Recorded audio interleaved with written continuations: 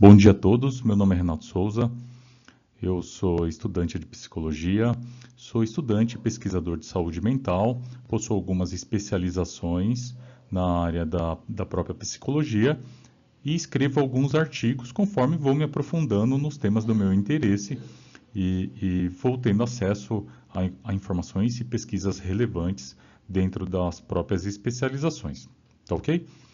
É, eu quis gravar esse vídeo e fazer uma breve explanação sobre a história de Viktor Frankl, né, e da própria logoterapia.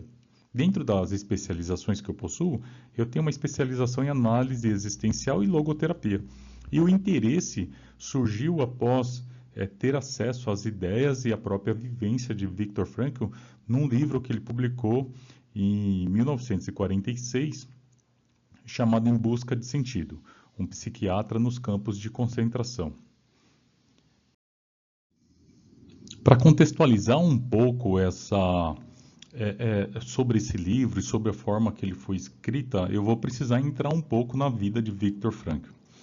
Então eu dividi aqui em duas partes, né? Para a gente falar o homem, Viktor Frankl, o ser humano que ele é, que ele foi, né?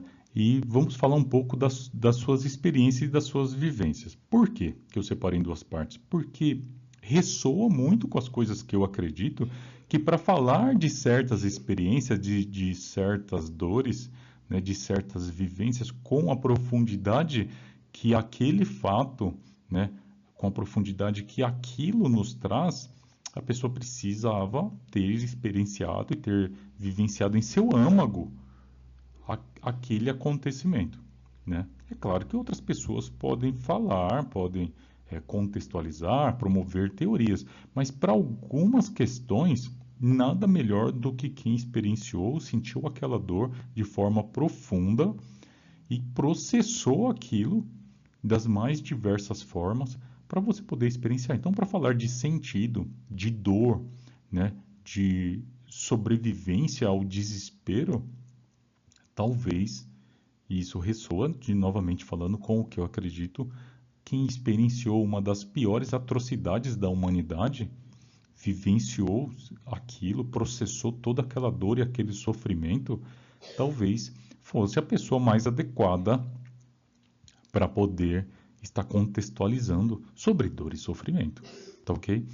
E uma pessoa que já atuava com saúde mental, que já tinha uma teoria escrita, né? Inclusive existem relatos de diálogos, como ele era austríaco, né? De relatos de encontros, inclusive com Freud, né? De Viktor Frankl com Freud, apesar de terem visões muito diferentes, tá bom?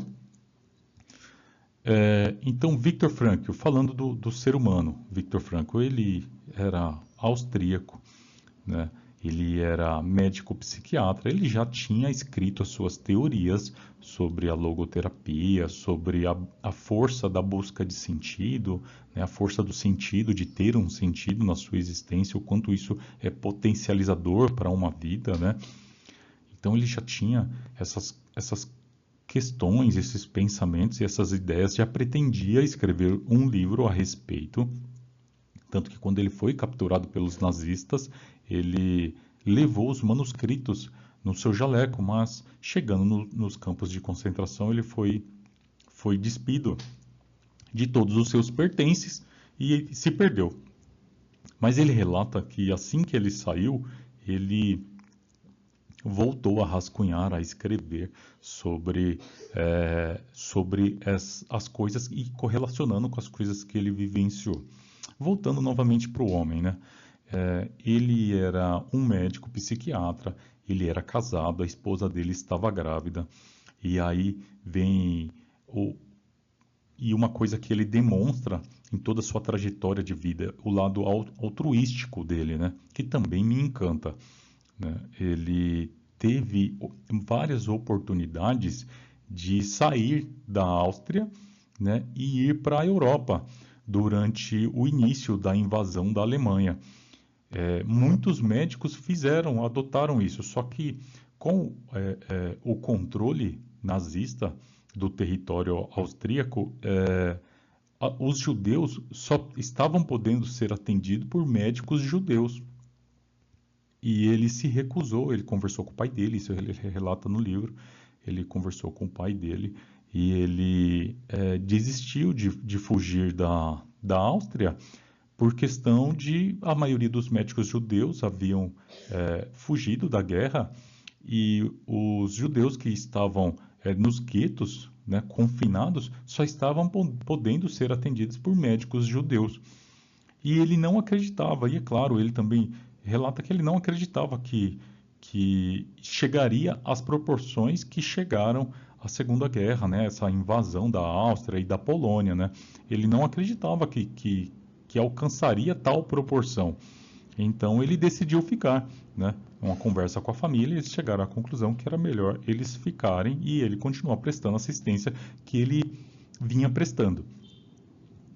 As coisas foram crescendo, né, de uma forma escalada e ele, no final das contas, ele foi capturado, foi separado da esposa, ela foi para um campo de concentração feminino e ele para um campo de concentração masculino, né? E ele relata no livro dele que a todo tempo o grande sentido, e ele sabia dessa necessidade de encontrar um porquê estar experienciando aquilo para conseguir sobreviver, né, dentro daquelas condições, que ele acreditava que ele precisava sair para reencontrar o filho e auxiliar a esposa no pós-guerra caso ele sobrevivesse, e que esse era o grande sentido da vida dele, né? E no final ele, claro, ele teve mais uma grande desilusão, porque a esposa dele não sobreviveu, o pai dele não sobreviveu, e tudo aquilo que outrora o motivava a sobreviver, a permanecer vivo, de novo, ele se encontrou nesse vazio existencial. Então ele teve que encontrar, ele passou por um processo muito difícil, ele teve que se reencontrar e ele voltou a atuar em hospitais, auxiliando as pessoas no pós-guerra, e aí ele foi novamente reconstruindo um sentido para permanecer, né, minimamente, né, motivado para sobreviver. Tá, ok? Então ele tem duas ou mais histórias contextualizadas de ressignificação da dor e do sofrimento, de enfrentamento, de como ele processou as questões mentais. Eu vou deixar para fazer as minhas contextualizações pessoais de como eu aplico no final, tá, ok? Vou tentar me atentar mais ao conteúdo programático aqui mesmo. Mas tem mais uma coisa que eu gostaria de estar ressaltando, que eu acredito que vai contextualizar principalmente essa parte aqui que nós vamos falar de vontade, das forças internas, da força motriz do ser humano, que alguns autores discutem e defendem e acreditam dentro das suas teorias, né? Viktor Frankl fala em determinada parte do seu livro que as pessoas que sobreviveram ao Holocausto não eram as pessoas mais embrutecidas, que demonstravam ser mais fortes fisicamente, que essas não era essa a característica que ele via como as pessoas que navegavam melhor sobre aquela dor e desespero.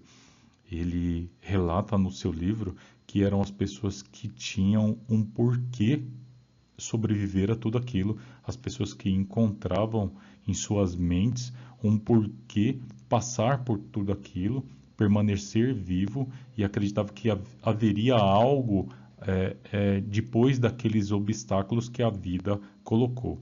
Essas pessoas navegavam melhor, né? Outra característica que ele relata é que as pessoas que conseguiam ver a beleza em pequenas coisas. Então, eu tenho até um relato para fazer no final maravilhoso sobre uma contextualização da minha própria vida, né, que eu vivenciei dentro desse processo de educação, de formação aqui que a gente tenta contextualizar, né, não falando que é uma vida, uma família perfeita, cheia de dores também, de problemas, mas trabalhar com isso é muito gratificante para mim como pai, tá? Ele relata que as pessoas que experienciavam contato com alguns animais, olha como é sensível isso, né? que alguns animais que frequentavam os alojamentos, né, como alguns gatos, e as pessoas que conseguiam ver essas pequenas belezas ou experienciar esses pequenos momentos de afeto, que essas pessoas também tinham um humor um pouco melhor, tá bom? Então o quanto é importante, né, a gente ressaltar que essa observação desses detalhes que nós não encontramos, né, na maioria dos livros, né, que falam, que retratam os horrores da Segunda Guerra. Tá bom? Então aqui tem as 3 escolas vienenses e a logoterapia, apesar de não ser muito difundida aqui no Brasil, ela é considerada como a 3ª escola de Viena, né? A primeira é a de Freud, né? Onde Freud acredita que a motivação humana é a vontade de prazer. Ele acredita que os impulsos e os instintos são a maior motivação do comportamento, do movimento da existência humana. Essa é a linha e a visão da psicanálise de Freud. Tem a psicologia individual de Adler, né, que fala da vontade de poder, né? Nietzsche também defende bastante essa linha. Eu gosto muito de Nietzsche, né? Dostoiévski, eu gosto muito Schopenhauer, eu gosto muito desses autores que são tidos, inclusive pela visão filosófica deles, como autores pessimistas, né? Eles trabalham muito com a dor, com o sofrimento. Eu gosto muito dessa linha, mas e são autores que eu leio bastante a respeito. Mas Adler e eles falam, desculpa, e esses autores, eles defendem a vontade de potência, que é mais ou menos essa mesma linha de vontade de poder de Adler, tá bom? Às vezes eu me enrolo, né? Eu não sigo nenhum cronograma aqui, né? Normalmente quando eu estou olhando para um lado e para o outro, eu estou olhando para as minhas mãos, tá bom? Porque eu vou gesticulando, mas eu não sigo nenhum cronograma. A ideia, apesar de ser um monólogo, vir trazendo, né, explanando sobre coisas que eu penso e que eu acredito e que eu já pesquisei e já li e contextualizando aqui de uma forma mais natural possível, tá bom? E Viktor Frankl, como nós já dissemos, Viktor Frankl trabalha com a vontade de sentido, tá bom? E até Nietzsche ressoa um pouco com esse pensamento quando ele fala que o ser humano, que a pessoa que tem um porquê sobreviver, suporta qualquer como. E esse porquê ressoa bastante, né, com essa linha de sentido, né, que Viktor Frankl defende, né? Uma pessoa que tem um sentido a sobreviver a algumas questões, né, ela enfrenta, né, qualquer como, qualquer condição, qualquer situação, né? Essa talvez seria a maior força interna do ser humano. É isso que Viktor Frankl defende e Nietzsche em algum momento ressoa com seus pensamentos, né, que são muito profundos, com essas mesmas questões.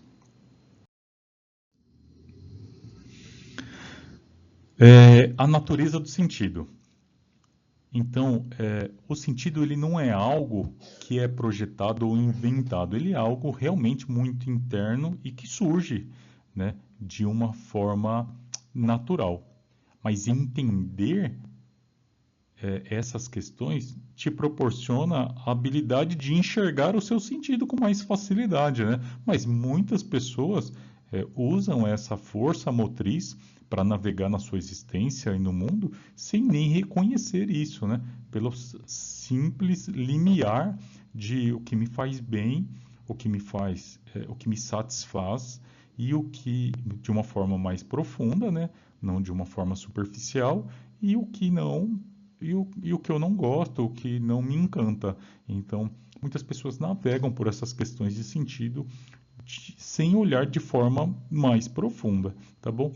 E aqui fala que o sentido ele existe objetivamente no mundo e em cada situação e que a vida nunca cessa de ter significado. Às vezes, e como ele significou mais de uma vez, às vezes a pessoa precisa se redescobrir em alguns momentos da vida. E é natural, a gente vai chegando numa certa idade, que já é o meu caso, que já tenho mais de 40 anos, então você vai tendo que se ressignificar conforme as fatalidades e os grandes acontecimentos da sua própria experiência, tá bom?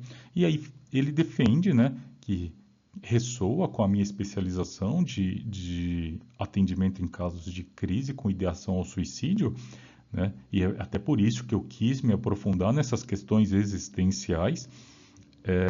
Ele defende que existe um vazio existencial nesses momentos de crise, nesses momentos de maior dificuldade. E a frustração dessa necessidade fundamental resulta nisso, tá ok? Então, é a crônica de tédio e falta de propósito na sociedade moderna.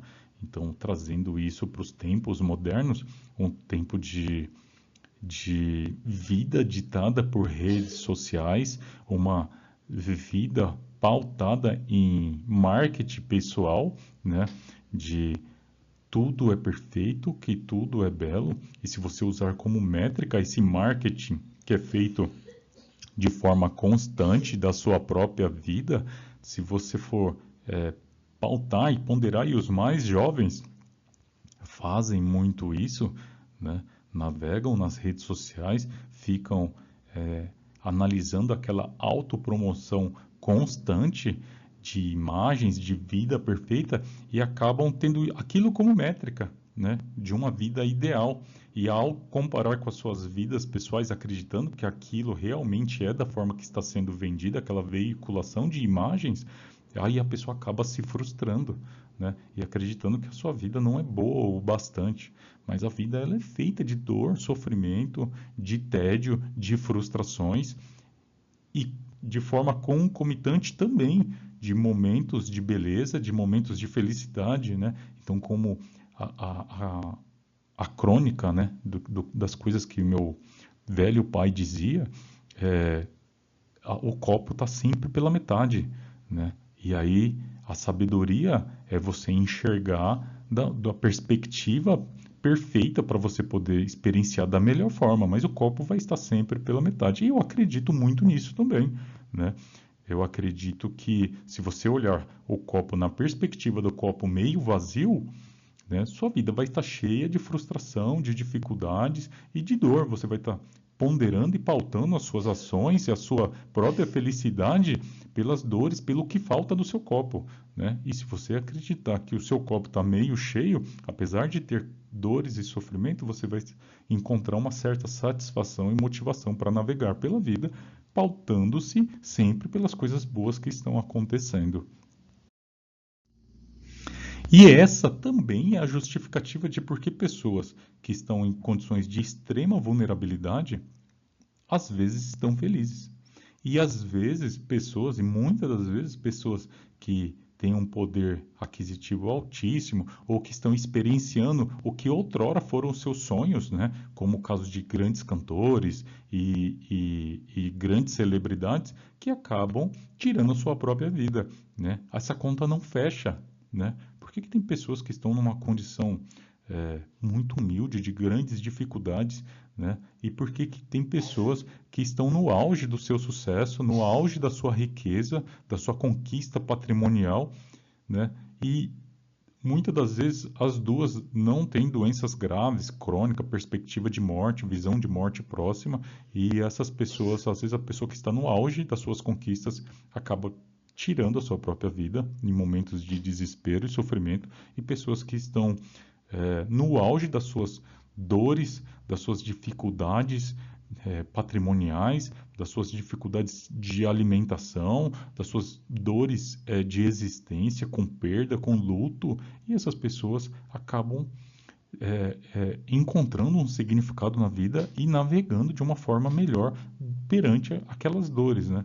E a justificativa seria justamente essa, né? De perspectiva, de visão, né? Outra frase que eu gosto bastante e que não fui eu que criei, mas eu acabo aplicando em contextos diferentes, é que também dentro desta visão, tudo muito, e a felicidade é muito disso, é uma tomada de consciência, né? E isso eu acredito, né? Com todas as teorias que eu já li, eu acho que isso acaba Resumindo, né, eu acredito que a felicidade realmente é uma tomada de consciência, né? Ninguém vive uma vida perfeita e uma vida sem dor, mas a partir do momento que você assume essa, essa visão de que eu posso ser feliz diante das dificuldades e me pautando pelo que de bom acontece ao meu redor, você toma essa decisão e isso é uma tomada de consciência, né, sobre as minúcias da vida, tá bom? Mas é algo que muitas das vezes tem que ser trabalhado, tá? E de novo, né, com esse bombardeio digital de estímulos e dopamina, muito poucas pessoas param para pensar nas suas próprias vidas, tá bom? Viktor Frankl apresenta essa equação que, de uma forma mais visual e matemática, e eu acho isso muito interessante, ele tenta demonstrar o que seria o desespero, né? E ele fala que o desespero ele é o sofrimento sem o sentido, né? Que o sofrimento com o sentido ele permanece um sofrimento e não existe quem sofre mais ou menos, não existe isso, né? O que dói em você não dói em mim da mesma forma, por questões subjetivas, por questões culturais, por questões de experiências, por questões de resiliência interna, falando de TCC, né? É, e não é disso que ele fala. Ele só fala que o sofrimento sem sentido, ele é mais fácil de alcançar o desespero. E o sofrimento com sentido, ele mitiga essa possibilidade de desespero. Ele te proporciona mais resiliência, mais força para navegar nesse sofrimento. Essa é uma parte que eu gosto muito e as pesquisas apontam que isso são fatores de proteção muito importantes para a psique humana, né? Ante o desespero, ante o sofrimento, né? Ele fala o seguinte, ele traz ele é um dos poucos autores, né? Ele traz uma das poucas teorias que divide a existência humana em 3 dimensões, né? Normalmente, as linhas da psicologia dividem em 2, né? Corpo e mente, né? Sempre corpo e mente. E eu atuo com isso na minha vida, inclusive na educação do meu filho. Eu tento falar para ele que nós temos que trabalhar sempre 3 aspectos da nossa vida, que é corpo, mente e alma. Então, nós fazemos exercício, nós estudamos e nós fazemos as nossas orações a fim de desenvolver essas questões de espiritualidade, tá bom? E ele defende isso, e ele não fala em nenhum momento, e isso é importante salientar, ele não fala em nenhum momento de religião, de religiosidade. Ele não fala disso. E ele não fala nos seus livros, nem nas suas teorias, nem nas suas entrevistas, por exemplo, sobre o judaísmo, que ele é judeu. Ele não fala em nenhum momento sobre isso. Ele só fala, e que para ele é inegável, que as pessoas que exerciam de alguma forma alguma linha de espiritualidade, e aí ele relata no livro que ele até que não eram da linha judaica que ele exercia, mas que ele até se encontrou em algumas reuniões com algumas pessoas que estavam exercendo de alguma forma a espiritualidade e que ele via também que essas pessoas navegavam melhor por aquele sofrimento. Então ele não pode deixar de levar em consideração. E aí eu que estudei sobre crises com ideação ao suicídio, existem pesquisas que falam justamente desse fator de proteção, né? Que é um fator de proteção triplo. E eu também não estou aqui falando de religiosidade, tá bom? Mas estou falando de espiritualidade. E é um fator de proteção triplo, inclusive para o suicídio. Eu não posso deixar de falar sobre isso, né? Porque ele defende essa resiliência interna, ele estimula, né, o encontro de explicações de questões inexplicáveis, ele te envolve socialmente, seria o segundo fator do mesmo aspecto, né? Ou o segundo aspecto do mesmo fator, mas ele te envolve em questões sociais de pessoas que processam aquela espiritualidade, aquela fé da mesma forma que você, e ele te afasta de drogas, de uso abusivo de álcool, te potencializa na busca de tratamento, porque as linhas todas as linhas de espiritualidade, todas as linhas religiosas comumente, e talvez seja uma linguagem até universal, eles não defendem, né? Eles abominam o consumo de substâncias, de coisas que atacam o seu próprio organismo. Então, acaba sendo uma linha que eu defendo também no meu artigo, que eu falo sobre atendimento e crise ao suicídio, que ele não é um fator simples de proteção, mas principalmente para quem já exerce a espiritualidade, fortalecer isso, ele atua como um fator triplo de proteção por esses três aspectos. E eu gosto muito de Viktor Frankl porque ele enaltece essas questões, tá bom? Então ele fala das dimensões do corpo, né, da constituição física, da constituição genética, ele leva tudo isso em consideração nas suas teorias, né, no campo da medicina, das necessidades fisiológicas, né, e Abraham Maslow fala muito dessas questões de atendimento das necessidades básicas e que isso vai subindo em direção ao topo da pirâmide de Maslow, que é a busca da autorrealização humana, né? Mas que primeiro você precisa atender às necessidades físicas e fisiológicas daquele ser humano, né? Como a fome, como a dor, como superar doenças, né? Como a saúde física, que isso está mais na base para que o ser humano possa alcançar a sua autorrealização, que seria o auge da existência humana, tá bom? E a dimensão psíquica que todos e a maioria dos autores e das teorias da psicologia acabam trabalhando. Aqui tem a aplicação prática dos três caminhos para os sentidos, segundo Viktor Frankl, que são os valores de criação, os valores de vivência e os valores de atitude, tá bom? Nós vamos falar especificamente cada um, tá? Mas os valores de criação é o que nós damos, o que sai de nós, os valores de vivência é o que nós experienciamos, e os valores de atitude é como nós lidamos com as coisas, com as questões, com as coisas que acontecem na nossa vida. Que esses três aspectos é o caminho para a busca de sentido. Então aqui, valores de criação. É o que nós damos ao mundo. É realizar uma obra, ou cumprir um dever, aquela sensação de dever cumprido, ou de que eu comecei um projeto e terminei, né? É engajar-se no trabalho ou em alguma atividade da vida e criar algo que traga aquele senso de realização. Os valores de vivência é experienciar o que é bom. E ele fala, inclusive, que o auge dos valores de vivência é experienciar o amor, né? E aí também uma contextualização minha, né? Mas também que ressoa com o que ele fala no próprio livro. Nós podemos observar que pessoas que conseguem enxergar essa beleza, esse amor, essa troca de animais de estimação, essas pessoas são pessoas mais sensíveis, né? São pessoas normalmente mais puras. Isso é algo que eu consigo observar, que pessoas que conseguem corresponder esse amor nessa troca com animais de estimação, que é uma forma mais pura e até primitiva de amor, de correlação, são pessoas que têm uma sensibilidade mais apurada. E aqui são os valores de atitude, e aqui é a parte da resiliência humana, né? Como nós respondemos ao inevitável. A capacidade de escolher a atitude pessoal diante do sofrimento e transformar a tragédia em algo positivo, que ressoe de forma positiva, é o maior triunfo humano, né? Então, Viktor Frankl defende muito isso, de você... Tudo está em torno, né? Em volta de como você enxerga as coisas, que é aquela história que meu pai já defendia, na forma dele de ver o mundo do copo meio cheio e do copo meio vazio, né?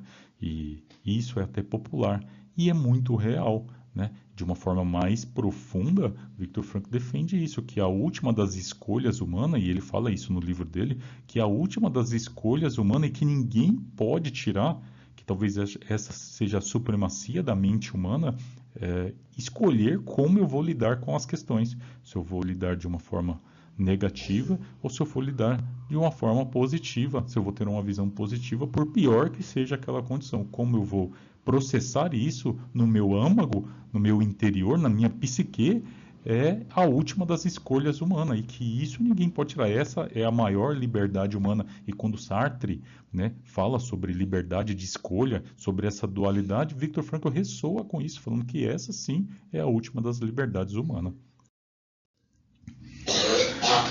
A revolução coperniana da alma, né?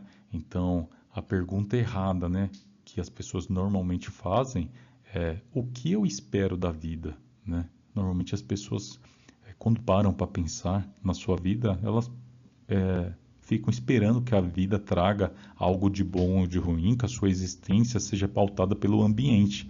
Mas não, né? A força interna, ela vem do que a vida espera de mim, do que eu posso fazer com todas essas condições, falando de análise experiencial do comportamento, né, da parte comportamental da psicologia, diante de todos esses estímulos aversivos, o que eu posso fazer em função disso e mais, né, o que eu posso tirar de proveito disso como potencializador, como força motivadora, como algo de bom que eu posso trazer. E alguns autores que defendem o caos falam, né, que no meio do caos sempre existe uma oportunidade, né, que basta a gente ter calma e tentar encontrar que o caos é maravilhoso, inclusive, né, porque nele surgem grandes oportunidades, né, que tira a pessoa da sua zona de conforto, né, os autores que defendem essa linha do caos. E Viktor Frankl também ressoa com esse pensamento quando ele diz isso, quando ele fala que o que eu posso fazer com as coisas, o que a vida espera de mim, o que eu posso fazer em relação à vida,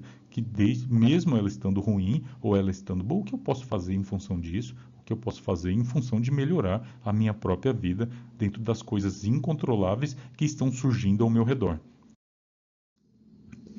Assuma a responsabilidade da sua existência, saia da postura de vítima das circunstâncias biológicas ou psíquicas e utilize a sua liberdade noética, aquela parte mais interna do ser humano, né? O cerne da existência humana para responder os desafios reais da vida com dignidade, coragem e sentido. Então essa é a frase que permeia, né, toda essa teoria que a gente conversou e que nós explanamos aqui, tá bom? Agora eu gostaria de trazer umas questões um pouco mais subjetivas, porque eu aplico muito, e talvez eu goste muito também, porque meu pai já aplicava de alguma forma, à sua maneira, essas mesmas questões, tá bom? E que em vários momentos de dificuldade me trouxe a resiliência necessária para suportar as dificuldades e as dores. Então eu tento, além de ser questões também culturais, né, da nossa microcultura familiar, eu tento trazer, e validado inclusive por essa própria teoria, eu tento trazer questões aqui na nossa dinâmica familiar, né? Então, é claro que tudo deve ser adaptado à compreensão, né, ao entendimento da pessoa que a gente está trabalhando, né? Então, no caso, eu faço uma adaptação dessas questões, que são questões muito profundas, mas eu não deixo de estabelecer esses princípios e esses valores como valores aqui da própria criação que eu tenho com meu filho, tá bom? E eu defendo isso, eu acredito que essas questões, elas podem ser trabalhadas com pessoas neurodivergentes, com pessoas com algum transtorno, dentro das suas dificuldades, desde que adaptado para o seu grau de compreensão, né, para o seu desenvolvimento cognitivo e dentro das mais diversas possibilidades de desenvolvimento cognitivo de cada ser humano, tá bom? Então, eu até deixei aqui, isso eu deixei mais estruturado para eu não esquecer. Então, o que eu faço? Uma das coisas que eu faço aqui na minha casa, e eu tento aplicar inclusive comigo quando eu estou com alguma dificuldade cognitiva, alguma desregulação também, né, que é me pautar pela lógica, né? Eu tento sempre, diante de questões muito difíceis para eu processar, eu tento me ancorar dentro do possível, né? Diante da minha desestabilidade emocional, pautar a minha decisão e tentar ancorar os meus pensamentos na lógica. E eu tento fazer isso com meu filho, com frases bem estruturadas e curtas, porque não adianta eu tentar desenvolver questões profundas ou grandes lições de morais para que ele entenda diante uma desregulação emocional. Então, uma frase que eu costumo usar com ele, uma frase curta, mas eu costumo, quando ele está naquele processo de ruminação de algum fator disruptivo, de algo que aconteceu ou que ele tenha feito, e ele entra naquele pensamento dicotômico, que também é uma das características do próprio autismo, do 8 ou 80, né? Uma das facetas da rigidez cognitiva, o pensamento dicotômico. Então, eu tento sempre trabalhar com ele assim, ó, quando ele fica naquele ciclo de pedindo desculpa e arrependido do que fez e se sentindo mal e se autoprocessando e querendo se... chega a ser até um movimento de automutilação mental, né? Que em algum momento foi inclusive uma automutilação física, mas há muito tempo a gente extinguiu esse comportamento, que era um comportamento disfuncional, né? Mas eu falo para ele assim, isso, simples e claro, né? Falo para ele, nós não somos os nossos erros. Você é uma pessoa maravilhosa, né? E eu tento repetir isso várias vezes, e nós não somos os nossos erros. Lembra disso. E trabalho isso com ele quando ele não está nesse movimento disfuncional. Eu falo, a gente erra. E a sabedoria da nossa vida é o que nós vamos fazer com os nossos erros e tentar usar isso como um aprendizado para que a gente não faça. Mas nós não somos os nossos erros. E eu tento trabalhar isso comigo. Já errei muitas vezes na vida. Eu sou uma pessoa cheia de problemas e dificuldades como qualquer outro ser humano. Tá bom? Mas eu tento aprender com os meus erros e tento, dentro do possível, não me martirizar por coisas que eu fiz e que não foram legais. Eu tento aprender com aquilo, não reproduzir e tento repetir para mim mesmo que eu não sou os meus erros, que eu também faço coisas boas e que eu tenho os meus acertos. E uma coisa que eu acredito é que as pessoas são o que elas fazem a maioria do tempo, né? E se a pessoa é a maioria do tempo, ela é uma pessoa boa. E se a maioria do tempo ela faz coisas ruins, ela é uma pessoa ruim, tá bom?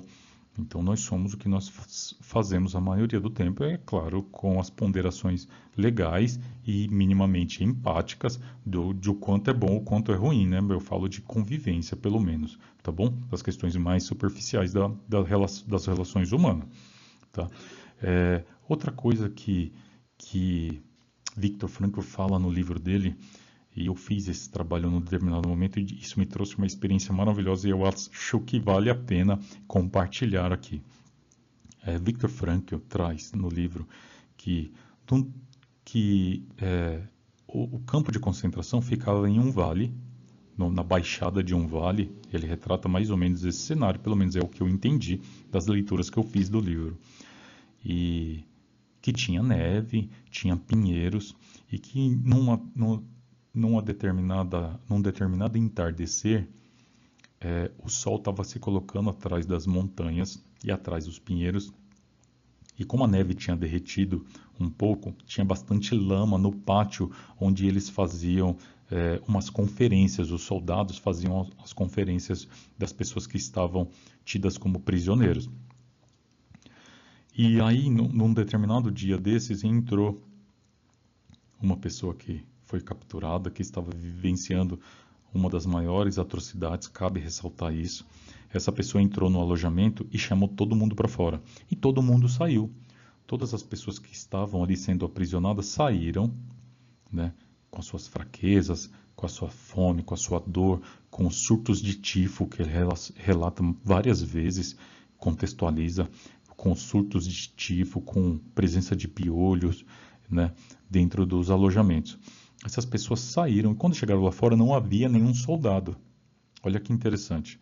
E aí esse aprisionado que chamou eles começou a apontar para o horizonte e falar: olha que cena mais linda, porque o sol refletia, o céu estava avermelhado, refletia nas poças de água do pátio com lama e esse movimento da natureza que o homem não controla era um movimento muito bonito, que pelo menos aquilo os alemães não tinham conseguido destruir. E aí esse cara fez isso, chamou todos e começou a apontar e falou: olha que bonito, olha que cena mais linda e não sei o quê. E falou que muitos voltaram para dentro xingando, outros pararam, riram da situação, né, e tudo mais. Mas ele, como um pesquisador de saúde mental, ele ficou observando o movimento das pessoas no alojamento após esse evento. E ele falou que as pessoas, pelo menos naquela semana, elas tiveram um humor muito melhor. Pois bem, o que eu fiz?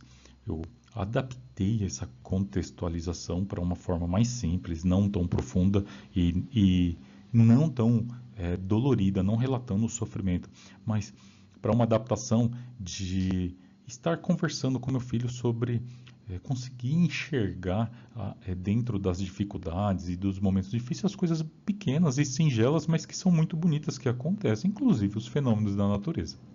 Trabalhei isso por algumas vezes com ele, nós conversamos e tudo mais, que dentro da sua rotina eu estabeleci alguns momentos de conversa, de roda de conversa, né, de diálogo socrático com meu filho. E pois bem, né, passou-se o tempo e isso aconteceu muito recente. E é por isso que eu quero compartilhar, porque é uma das coisas maravilhosas que eu vivenciei na minha vida como pai. Então, no semestre passado eu tive alguma dificuldade com alguma professora, com questões de rotina, de mudança de adaptação, a professora não entendeu, eu fiquei bem chateado, porque eu sou uma pessoa que eu me esforço muito para entregar os meus trabalhos, os meus relatórios e as coisas concomitantes com os meus estudos, com as minhas pesquisas, que eu estou sempre estudando, lendo e me aprofundando, mais os estímulos e que eu faço com meu filho, etc. E eu estava bem chateado, eu fui buscar meu filho, eu tinha recebido um e-mail bem entristecedor, tá bom? Dessa professora, e eu tinha ficado bastante chateado com isso, aí eu aproveito quando acontece coisas assim, inclusive para compartilhar também de forma superficial com meu filho, porque até para ele não viver no fantástico mundo de Bob, né? Para que ele possa entender que a gente também passa por pequenas coisas que nos entristecem, mas que a gente supera, né? Inclusive para dar exemplo na nossa própria vida. Então, eu trouxe, ele perguntou para mim se eu estava chateado, eu falei, estou chateado, aconteceu um problema assim e tal, mas tudo bem, eu vou fazer o melhor que eu posso, e até para ele aprender a lidar e ver na prática como eu lido com algumas questões do processo educacional, para ele poder aplicar, inclusive na própria escola. Então, estou me esforçando, estou fazendo, mas a professora não entendeu e houve mudanças de prazo, mudanças de data no cronograma que outrora foi estabelecido, etc. Expliquei para ele e falei, filho, mas tudo bem, meu pai está chateado, mas vai passar, eu vou fazer o melhor que eu posso. Mas é como eu tinha criado, não falei isso para ele, né, mas como eu tinha criado expectativas nesse professor, né, e inicialmente parecia ser uma ótima professora, me frustrou também, né, a expectativa que eu mesmo criei acabou me frustrando. E aí ele ficou quietinho assim, pensando um pouco, né? Porque ele viu que eu estava meio chateado e tal. E antes de pegar ele na escola, eu estava inclusive respondendo os e-mails e etc. Então eu saí meio chateado, meio pensativo. Aí quando eu estava dando a volta, né? Toda essa contextualização é para esse momento, tá? Quando eu estava dando a volta na escola, ele falou... E ele sempre, quando tem alguma questão, alguma coisa assim, e eu estou dirigindo, eu peço para que ele peça que eu pare, né? Então, ele falou, pai, para aí um pouquinho que eu quero mostrar um negócio para você. Aí eu dei uma encostadinha assim, aí no fim da rua tinha um ipê. E o ipê tinha caído as folhas e estava cheio de flor. Ele falou, olha lá, pai, que lindo, olha que bonito aquilo. Tentando melhorar o meu humor. Aí ele falou, olha lá, pai, que coisa mais linda aquela árvore. Cheia de flor, não fica triste, tem coisa bonita acontecendo. Então, o que eu queria compartilhar é que acontece, eu atuo, né, como pai, mas estimulando ele de forma terapêutica a lidar com as questões. E eu recebi isso de volta. Então, assim, eu acho que foi um dos grandes momentos da minha vida como pai, né? Porque não só ver ele aplicar, mas ele reproduzir isso comigo e uma troca maravilhosa, né? Eu acho que qual pai não gostaria, e fora as questões subjetivas que são essas minúcias são tão difíceis de serem trabalhadas no autismo, mesmo apesar do meu filho ter o cognitivo preservado, ter autismo de nível 1, mas questões mais profundas e mais superficiais, essas minúcias, é uma questão difícil para ele, né? Para ele navegar com essas questões. Mas como a gente está sempre trabalhando isso, foi tão maravilhoso, né? E eu falei, meu, qual pai não gostaria de vivenciar um momento desse com o filho? Aí eu abracei ele, né? Enchi o olho de lágrima e tudo mais. Mas é algo que eu acho que vale a pena, né? Ressaltar aqui. E até para quem não tem filhos neurotípicos, não, neuroatípicos, né? Desculpa que eu estou até um pouco emocionado, mas até para quem não tem filhos neuroatípicos, né? Os seus filhos processam as coisas dentro de um padrão pré-estabelecido como comum dentro da sociedade, é aplicável esse tipo de princípio, né? Dentro da sua formação, porque a gente vai moldando também esta resiliência, estas formas mais amplas de captar informações do próprio ambiente, da própria vida, né? Uma forma de navegar, uma forma gostosa de navegar na vida, tá bom? E eu apliquei isso na minha vida, porque meu pai já me ensinava, então eu apliquei, passei momentos de dificuldade, mas eu sempre procurava conciliar um esporte, uma coisa que me fazia bem, tentando cravar momentos de prazer e de felicidade em meio às dificuldades que eu vivenciei. Isso me fez muito bem, me deu suporte para suportar, para sobreviver, e eu tinha questões internas motivadoras. Então, toda essa teoria ressoa muito com as coisas que eu vivenciei e que eu já acreditava. Tá bom? E eu falo também, mais um que eu deixei marcado aqui, eu deixei marcado só assim, correio e impressão, para não esquecer de falar de outra frase que eu também uso aqui com meu filho, é assim, toda vez que a gente tem uma dificuldade, eu falo para ele assim, falo, meu, nós temos um problema, né? Ou quando tem alguma coisa simples do dia a dia, tipo, precisa ir no correio fazer uma devolução. Eu falo, nós temos um problema, né? Porque nós não contávamos que a gente ia ter que ir no correio fazer a devolução de um produto, né? Agora nós vamos ter que encaixar isso na nossa rotina, não é? Ele fala, pô, é chato, né, pai? Caramba, eu não quero ir, não sei o que. Eu falo, tudo bem, só que agora o problema se deu mal, porque nós somos resolvedores de problema. Agora deu ruim pro problema, né? E tento levar isso de uma forma divertida, mas eu sempre vou colocando isso na nossa contextualização de forma positiva, que nós somos resolvedores de problemas, que nós vamos enfrentar problemas e com as pequenas coisas. Temos que ir fazer uma impressão em tal lugar. Aí eu já fazendo também o uso da terapia comportamental, faço a estruturação do que vai ser feito, da rotina, reestrutura a rotina. Acompanho ele nessa compreensão dessa estruturação, para quando chegar no momento não ser tão aversivo essa experiência. E aí eu sempre trago isso, nós somos resolvedores de problemas.